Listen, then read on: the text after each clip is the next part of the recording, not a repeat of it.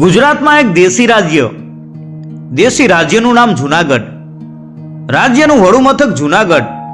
જૂનાગઢનો રાજા નવાબ તરીકે ઓળખાય. નવાબનું નામ મોહમ્મદ ખાનજી. મોહમ્મદ ખાનજીના સમયની આ વાત છે. જૂનાગઢ રાજ્યમાં એક જંગલનું નામ ગીરનું જંગલ. ગીરનું જંગલ મોટું. જંગલમાં જાત જાતના ઝાડવા, જાત જાતના પશુ પંખીઓ, જાત જાતની વનસ્પતિઓ. આવા જંગલમાં બે ભાઈઓ રહે. એકનું નામ ઓસમાણ અને બીજાનું નામ હેદુ. જાત એની મકરાણી. બંને ભાઈઓ બળિયા અને બહાદુર, નીડર અને નિશાનબાજ. બીક જેવી વાત તો એના મનમાં જ નહીં. કોઈથી ડરે નહીં, કોઈથી દબાઈ નહીં. એમને એમ થયું કે આપણે જંગલના રાજા બની જઈએ. જંગલ આપણા તાબામાં, આપણે જંગલ ઉપર રાજ કરીએ. એને કોઈને પૂછવાનું નહોતું, કોઈની સલાહ લેવાની નહોતી. બંને ભાઈઓએ જંગલમાં એક જાહેરનામું બહાર પાડ્યું.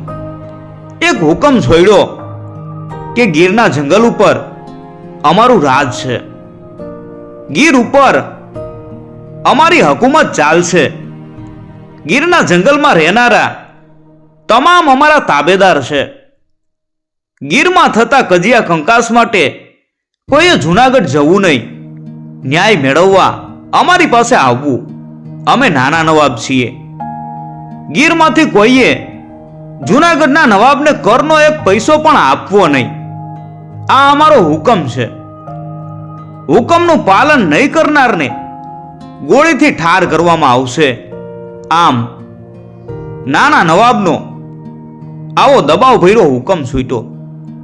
હુકમ છોડી અને બંને ભાઈઓ ખભામાં બંદૂક નાખી અને ઘોડા ઉપર ચડી અને ગીરના જંગલ ઉપર રાજ ભોગવવા માંડ્યા. જૂનાગઢ રાજના સરકારી અધિકારીઓ આવે તો બંદૂકથી ઠાર મારવામાં આવે અને ક્યારેક મારી અને કાઢી મૂકે. જોતામાં ઓસમાણ અને હેદુની ગીર ઉપર આણ ફરવા માંડી. મગદૂર નથી કોઈની કે ગીરમાં દાખલ થઈ શકે. મજાલ નથી કોઈની કે ગીરના જંગલની કેડી ઉપર પગ દઈ શકે. વાત પહોંચી નવાબ પાસે. નવાબ સાહેબ મૂંઝાણા. કોઈ રસ્તો સૂઝતો નથી. શું કરવું, કોને કેવું? મૂંઝવણ વધી પડી. લખાણ કર્યું અંગ્રેજ અમલદારને. લખાણ વાંચી રાજકોટનો અંગ્રેજ અમલદાર પણ અચંબો પામી ગયો. આ તો સત્તા સામે પડકાર કહેવાય. સોરઠ સરકારની સત્તાની અવગણના કહેવાય. એણે હુકમ છોડ્યો, ગમે તે ભોગે ઓસમાણ, હેદુ અને તેના મકરાણી સાથીઓને પકડો. વ્યૂહાત્મક રચના ગોઠવો, પણ જલ્દી પકડો. આવી રીતે દરદ અને દુશ્મનોને ઉગતા ડામો એવી નીતિ જૂનાગઢે અપનાવવા વિચાર કર્યો. પણ મરદ મકરાણીઓને પકડે કોણ? બિલાડીની ડોકે ઘંટ કોણ બાંધે? એવી પરિસ્થિતિ ઊભી થઈ. એક જણ કહે, નવાબ સાહેબ એક રસ્તો છે. નવાબ સાહેબ કહે, બોલો શું રસ્તો છે? છેલભાઈને બોલાવો. કોણ છેલભાઈ? છેલશંકર રામકૃષ્ણ દવે, જામનગરનો એક વખતનો પોલીસ વડો. એને આ કામ સોંપો. એ સિવાય કોઈનું આ કામ નથી. કોઈથી ઓસમાણ અને હેદુ પકડાશે નહીં. કોઈથી ગીરમાં જવાશે નહીં. નવાબની કચેરીમાં બેઠેલા સૌએ વાતમાં સૂર પુરાવ્યો. હા નવાબ સાહેબ, એ વાત સાચી છે.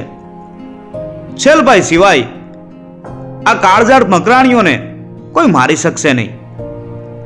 નવાબ સાહેબ કહે, તેડાવો છેલશંકરને. નવાબનો હુકમ થતા છેલભાઈને તેડું ગયું.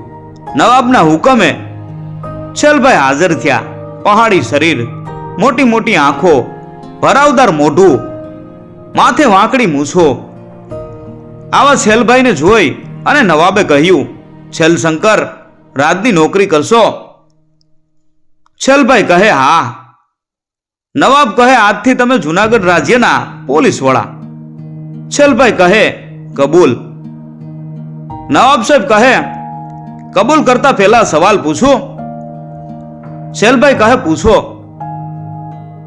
નવાબ સાહેબ કહે સોરઠ સરકાર સંકળામણમાં છે, માથે મરદ મકરાણીઓની બીક છે.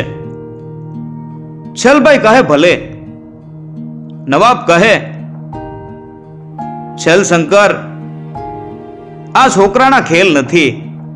રાત પડે છે એટલે ઓસમાણ અને હેદુ ગામડા લૂંટે છે. દિવસ પડે છે અને મારી પાસે પ્રજાની ફરિયાદ આવે છે. છેલભાઈ કહે હું બંનેને આંખના પલકારામાં પકડી લઈશ. નવાબ કહે એકલા બે ભાઈઓ નથી, એની સાથે બીજા મકરાણીઓ પણ છે. બધા પાસે બંદૂકો છે, બધા પાસે ઘોડા છે, બધા નિશાનબાજ છે. છેલભાઈ કહે એની ચિંતા છોડો, હું છું અને મકરાણીઓ છે. ડફેર અને મિયાણાઓને મારી અને મેં મારી મર્દાનગી દેખાડી છે. મને મકરાણીઓનો ડર નથી, મને એની બીક નથી. ઓસમાણ અને હેદુને આપની ખિદમતમાં હાજર કરવાનું હું વચન આપું છું. નવાબ કહે શાબાશ છેલશંકર, જાઓ ફતેહ કરો. તે દિવસથી નવાબની ચિંતા ટળી અને તે દિવસથી છેલશંકર રામકૃષ્ણ દવે જૂનાગઢનો પોલીસ વડો બન્યો. આ વાત પહોંચી ગીરના જંગલમાં કે જૂનાગઢના પોલીસ વડા તરીકે છેલભાઈ આવ્યા છે. ઓસમાણ અને હેદુ સાવધ થઈ ગયા, કારણ કે એ જાણતા હતા કે છેલભાઈ એટલે ડાકુઓનો કાળ. ડાકુને જીવતો ના છોડે, શરણે આવે તો ઉગારે, સામે થાય તો મારે. એટલે એ ગીરમાં સંતાતા ફરવા માંડ્યા. આ બાજુ છેલભાઈએ ફોજ સાબદી કરી, ઘોડા ઉપર પલાણ માંડ્યા, બંદૂકો ખભામાં નાખી, ગળામાં કારતૂસના આરડા નાખ્યા અને છેલભાઈ ઉપડ્યા ગીરના જંગલમાં. નાના નવાબ થઈને બેસી ગયેલા બારવટિયાઓને ઠાર મારવા. છેલભાઈ ગીરમાં ઉતર્યા એવી ખબર બારવટિયાઓને પડી. શરણે થવું કે સામા થવું એની વિચારણા કરવા લાગ્યા. મકરાણીના પિતાએ છોકરાઓને સલાહ દીધી, છેલભાઈની સામે થશો તો મરશો, એ માયરા વગર છોડશે નહીં, એની નામના મોટી છે, માટે શરણે થઈ જાઓ. જુવાન મકરાણીઓ કહે ચાચા, મરીએ ત્યાં સુધી શરણે નથી થવું, અમે લડી લેશું. એવો નિર્ધાર કરી અને મકરાણીઓ છુપાતા ફરવા માંડ્યા અને છેલભાઈ એના સગડ શોધતા પાછળ પડ્યા. છેલભાઈને એક વિચાર આવ્યો, આટલા બધા મકરાણીઓને મારવા કરતા જીવતા પકડું, પણ કોની પાસે કહેણ મોકલું? એના અંગરક્ષક તરીકે એક માણસ, અબ્દુલ એનું નામ છે. છેલભાઈ કહે અબ્દુલ? અબ્દુલ કહે જી સાહેબ. કહેતા અબ્દુલ પોતાના ઘોડાને છેલભાઈના ઘોડાની પાસે લઈ ગયો. ઘોડા ચાલતા જાય છે, ગીરના જંગલો વટાવતા જાય છે, ખાડા અને ટેકરા ટપતા જાય છે. છેલભાઈ કહે આ ઓસમાણ અને હેદુ ક્યાં ગામના વતની છે? અબ્દુલ કહે દ્રોણગઢડા. છેલભાઈ કહે અહીંથી કેટલું દૂર થાય? અબ્દુલ કહે આ ડુંગરની પાછળ જ છે, પણ સાહેબ ગામમાં કોઈ રહેતું નથી, બધા જંગલમાં રહે છે. છેલભાઈ કહે મારે કોઈનું કામ નથી, પણ આપણે દ્રોણગઢડા જવું છે. સાહેબનો હુકમ થતા જ સૌ ઉપડ્યા દ્રોણગઢડા તરફ. સાંજ પડવા આવી હતી. હરણ અને સસલા પોતાના રહેઠાણ તરફ કૂદતા કૂદતા જઈ રહ્યા હતા. બારવટિયાની બીકે માણસનો તો નામ જ ન મળે એવો વગડો વેરાન હતો. ઘોર અંધારા ઘૂંટાતા હતા. એવે ટાણે જુવાન છેલશંકર મોતને મુઠ્ઠીમાં રાખી અને મકરાણીઓના ગામ તરફ જઈ રહ્યા હતા. ઘોર અંધારા ભેદીને ફોજ લઈને છેલભાઈ દ્રોણગઢડા ગામમાં પહોંચ્યા. ગામમાં સૌ સૂઈ ગયા હતા. ગામ માથે અંધારા ઉતરી ગયા હતા. છેલભાઈએ દ્રોણગઢડા ગામમાં પડાવ નાખ્યો. રાત પસાર કરી. બીજે દિવસે સવારમાં છેલભાઈએ દ્રોણગઢડા ગામના લોકો ઉપર ફરમાન છોડ્યું કે હથિયાર લઈ અને શરણે આવો. 1 દિવસની મોહલત આપું છું. મારા હુકમનો અનાદર એટલે કે ભંગ કરી અને કોઈ જુનાગઢ રાજ્ય સામે હથિયાર ઉપાડશે તો હું કોઈને જીવતો નહીં રહેવા દઉં. છેલભાઈનું ફરમાન નાનકડા ગામમાં ફરી વળ્યું.